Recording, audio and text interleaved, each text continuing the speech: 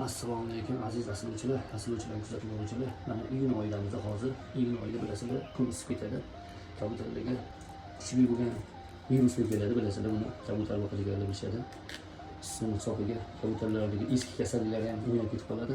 Ko'zi yoshlanib, burni oqib, tomog'i xirillab, bo'yni liqillab, bo'yni hattoki aylanib qoladigan darajadagi kasallar bor. Har xil nom bilan ataladigan kasalliklar bor. Bu nimani hisobiga, suv hisobiga o'ynaydi, ko'tariladi. Mana hozir indini yaxshilab tozalab, maxsus shu dezinfeksiya vositalaridan foydalanib, top-toza qilib qo'yamiz. Mana biskutlarga ta'sir qiladi ko'proq bilasizlar. Katta kabutarlarda uncha kasal bo'lmaydi katta kabutarlar.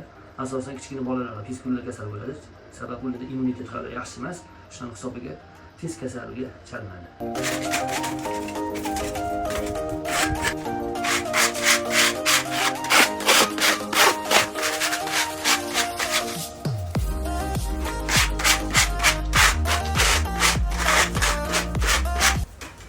Axlatlarni tozalab olganimizdan keyin albatta krasher bilan yaxshilab yuvib chiqib, keyin maxsus dezinfeksiya vositalaridan foydalanib dezinfeksiya qilib qo'yamiz.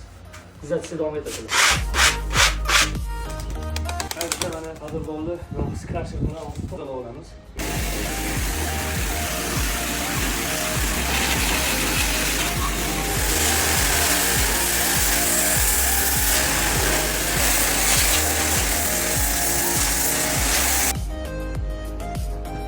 Yengilligida ham bunaqa toza bo'lmagan. Zo'r bo'ldi mana.